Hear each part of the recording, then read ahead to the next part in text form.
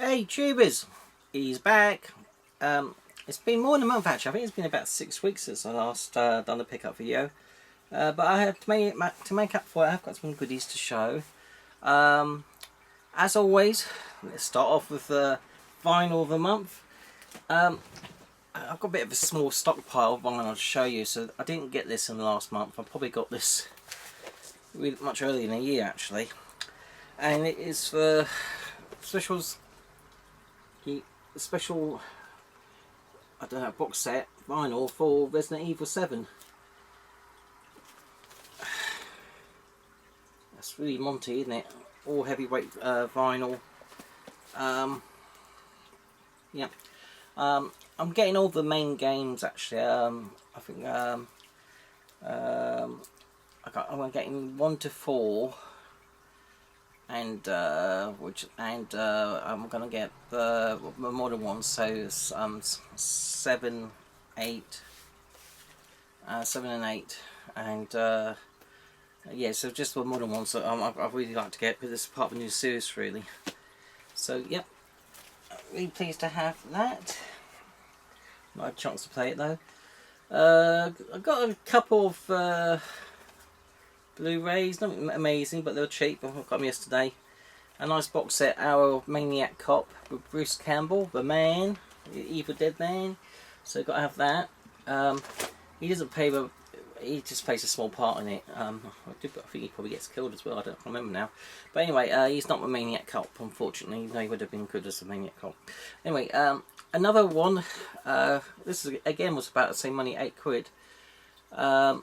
Looks like a VHS tape done in the old Universal video style box art, which all the tapes were in the late 80s, or the 80s or mid 80s, whenever it was. No, probably mid to late 80s. Anyway, and it comes with both a Blu-ray copy, a DVD copy, a poster, and some stickers. So for Trading Places, which I think is a hidden gem. It doesn't get enough love, I will say that much. And I think as a Christmas movie, which it is, believe it or not, I think it's well worth having in the collection. If you've not seen Trading Places, where have you been? It's great stuff, really great stuff.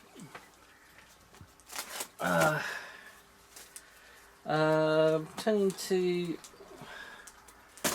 and while we've still got media, not that anyone cares that much. Got a few VHS tapes.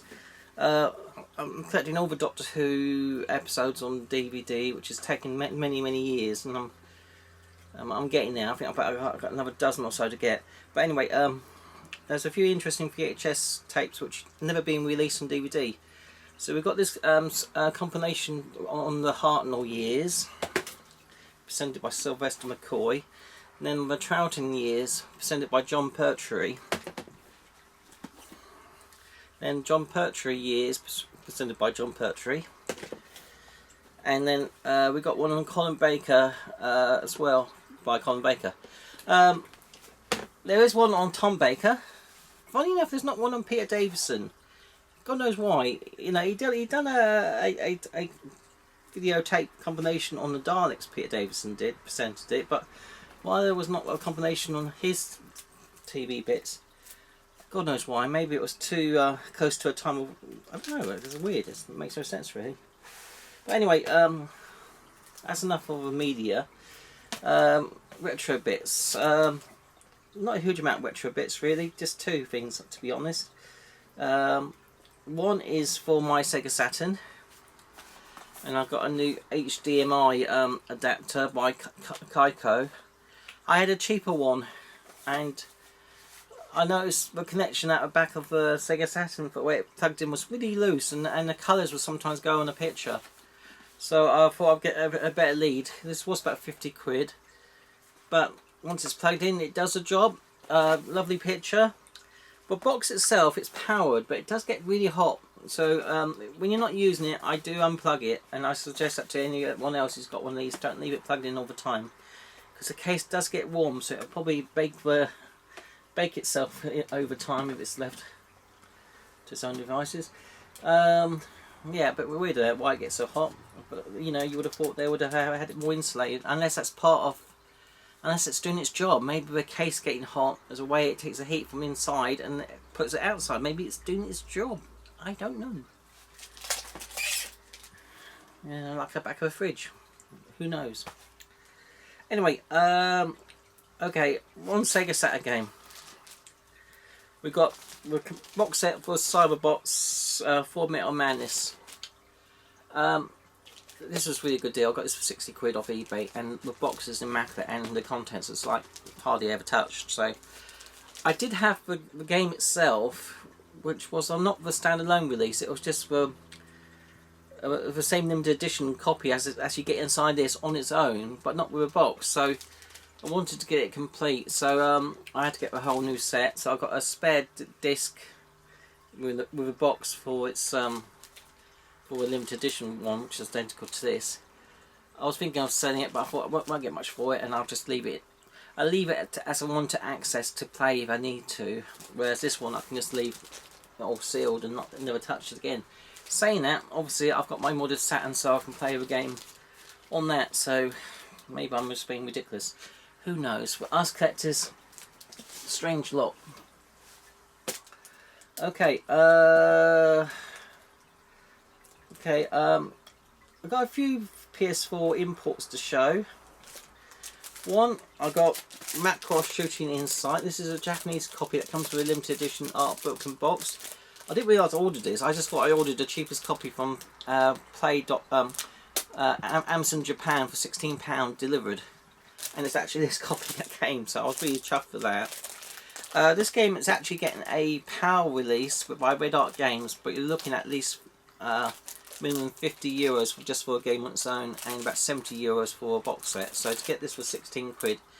Alright, it's Japanese, but the game itself plays in English, so, you know, no skin off your nose. And it's a shooter. How much English do you need? I don't know. But anyway, I'm really pleased to have that anyway, all the same. It's a good price. One American game to show. We have got the Mega Man Battle Network Legacy Collection. Got that off eBay. I think that's about £35 mark or 40. Again, it's not got a PAL release for whatever reason. And then we got from Play. A lot of these games I either got on Play Amazon Japan or Play Asia. It all depends whichever it was cheapest. But I got Dodonpachi Blissful Death. I got that for a fair price. And then I got Rad G2 as well, another shooter. And then I've got the Korean English release for Ace Attorney Apollo Justice Trilogy. There's been a couple of trilogies at least on, but this is the Apollo Justice one. Okay, over to you. That's the PS4 done. Let's turn to. I got one lonely Xbox One game. I saw this for cheap. It's about 4 quid and CX. And I was looking at my list and it wasn't on my list, and I couldn't find it unless it's hidden up somewhere. But anyway, it's Gears of War Tactics. So yeah, cheap and cheerful. And then I've got Sama de Amigo. I think that's about a 20 quid mark. Then I've got another one that was cheap, about 18 quid from CX. Disney Illusion Island. Really interesting artwork on this. Sort of very retro inspired almost. And I'm double dipping, but I do with certain cave games. Dodonpachi Blissful Death again on the Switch. And another one, Trigger Heart X Elica, the Japanese copy, much cheaper than the. I think did the limited run do this? But it's, you know, but again it's a shooter. It's, you know, it's better to get it cheaper on the import. It's on, you know, plays alright, and you understand what you need to do. Okay, the last pickup.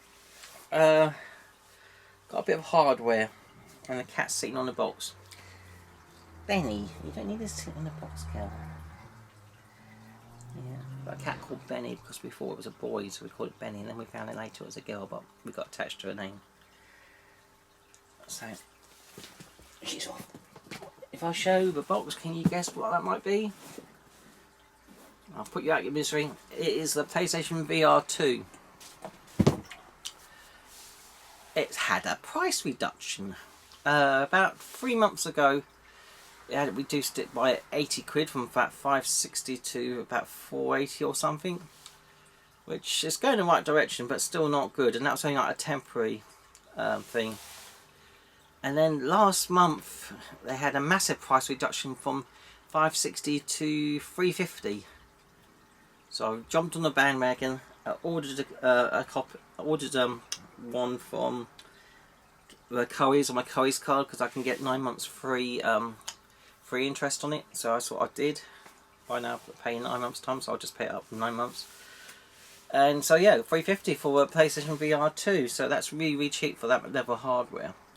And a lot of people think, oh, as a PSVR badly sold. But when you look on the figures, it hasn't. They're saying, you know, it's saying at least 1 million units across the world every year.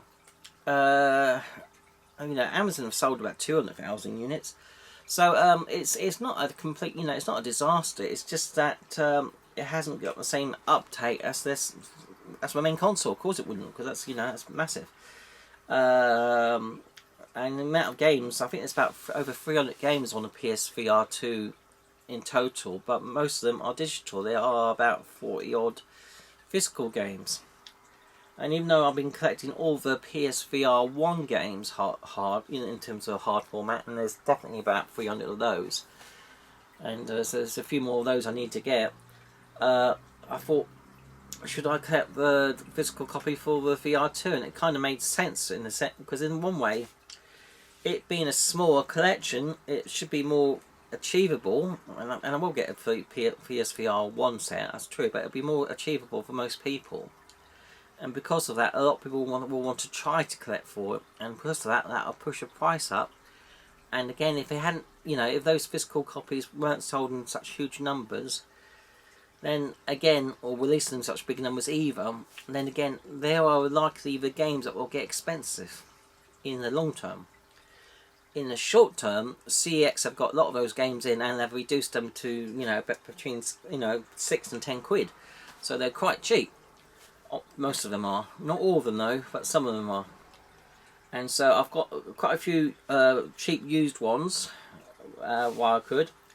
There are 1 or 2 games that you do need to get new, I would say, because they got a part of the game is on a digital download code. But most of the games they're all on the disc, and that's the way to go really. So what have I got? Again, some of these games, it was cheaper just to get the brand new copy than it was used. So I've got Townsmen VR. I think is that Nordic Games? Yeah, THQ Nordic. And then Seeking My Shadow. Apparently this is a really good game, even though it looks like a bit of a kiddie-fied game. And I've got one called Mixture. And a lot of these games are released by Perp, like that. And they're bringing out a lot of interesting titles, Perp are. Vertigo 2. This is an interesting one by Perp Games. It's a homage to retro games of the past. So you play like a game of playing retro games on it. And the games are inspired by Ghosts and Goblins, Metroid, and that sort of thing. It is more than anything else. So yeah, that is Pixel Ripped 1989. But again, with the PSVR games, some of them were compatible just on the PS4 on its own. Whereas these ones, you do need to have a PSVR 2 set up to a PS5, so you've got no choice. You can't play it without the headgear. Excuse me. So we've got Cave Digger 2, that's a bit of a shooter type one, stroke monster one. Then Tennis on Court. I think this is the updated version, because I think the first one was on the PSVR 1. Synth Riders Remastered Edition. I know you can get this as a standalone copy on the PS4 and PS5, but this is a VR version. Madison VR by Perp Games. I'm reckon that one would definitely become highly sought after. Operation Serpens. A lot of people said that's a bit mediocre. VR Skater. The Light Brigade. Son in a Smoke. This did get a PSVR version, I'm sure it did. This is one you definitely need to get to, because it consists of about 3 episodes, and 2 episodes are digital download.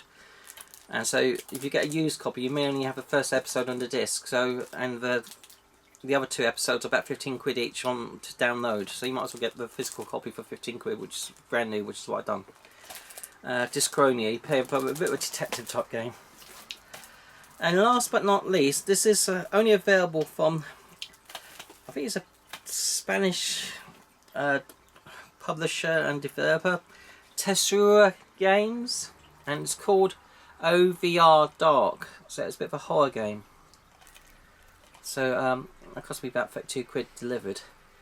So this is one that you do need to get from the developers themselves. You can't buy it anywhere else. It's called Tessura Games. So if you're thinking of getting onto a PSVR 2 bandwagon at some point where you're putting it off, don't put off getting this game though. Get this game now while you can. That's what I would say, because this will definitely be one of those that will cost you, you know, a lot of money. But that's not a reason to collect games, because they cost, you know, because they're worth. Well, I don't. It's a reason to collect games because you want the games, not because they're going to be worth money. Because that's why not well worth them. But I do realise that obviously you want to get your games for the cheapest price. There's no point getting a game that you know is going to get expensive in the future. If you know you're going to want it, you might as well get it now while it's cheap. It makes sense, doesn't it? Of course it does.